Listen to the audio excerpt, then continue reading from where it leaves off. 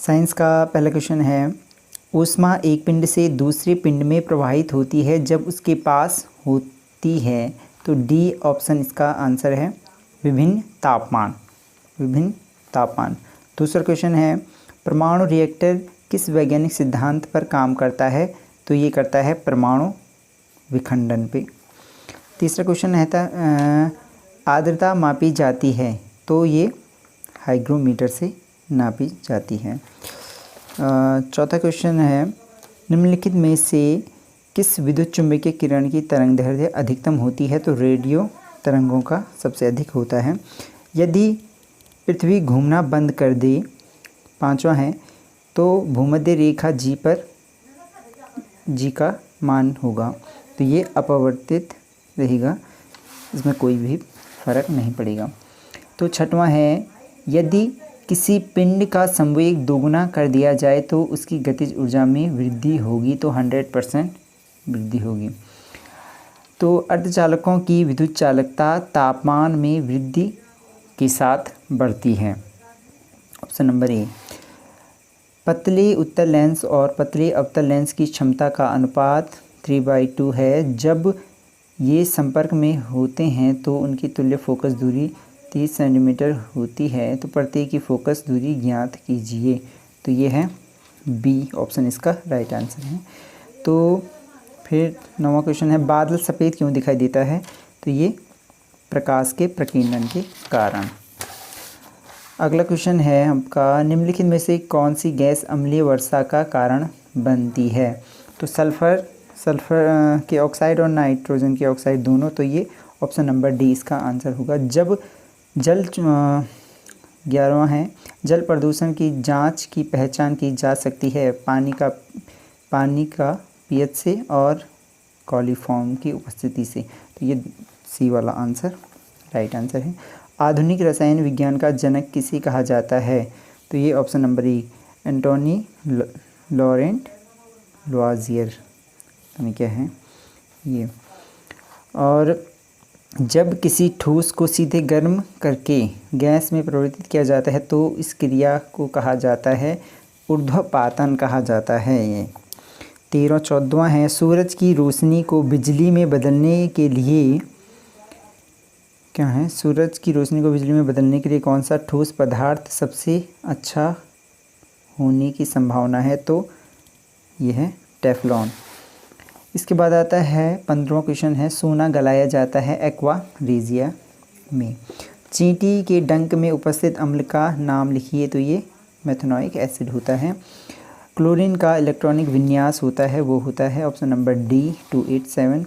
Sucrose का रासायनिक सूत्र, ये पहले वाला ऑप्शन नंबर ए राइट है। सोडियम का लैटिन नाम क्या है। तो ये है आपका नेट्रियम। इसके बाद इनमें से कौन सा प्रकाश संश्लेषण का उत्पाद है। तो ये ऑक्सीजन इसका उत्पाद है। यदि समकोण त्रिभुज का कर्ण और लंब क्रमशः इतना इतना है तो इसका आधार होगा 12। यदि, चलिए ये वाला क्वेश्चन बाद में करेंगे। किसी एपी के प्रथम और अंतिम पद 5 और 45 हैं तो एपी का सामान्य क्या होगा। तो ये पहले वाला आंसर इसका राइट आंसर है। इसके बाद आता है, निम्नलिखित में से कौन एक गणनीय समुच्चय में नहीं है। गणनीय समुच्चय में नहीं है। तो ये डी।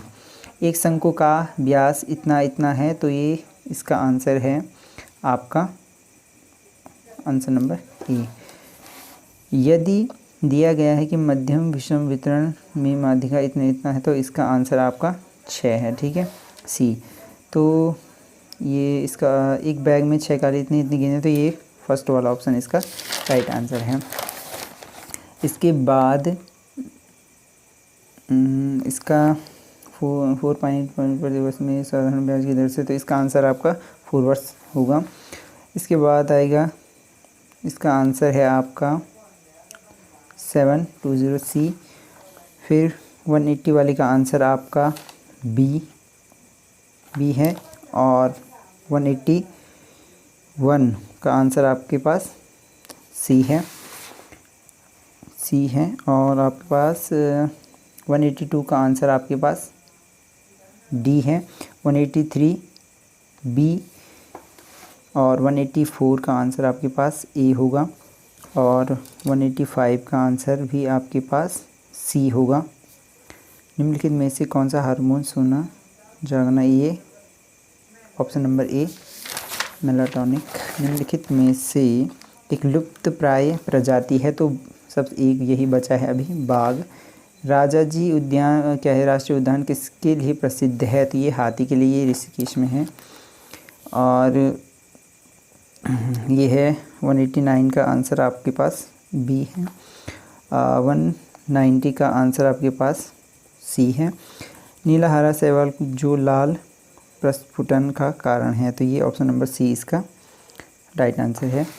इसके बाद आता है 192 का आंसर आपके पास बी है और 193 का आंसर आपके पास ए है और 194 का आंसर आपके पास डी है और 185 का आंसर ये मुझे नहीं पता।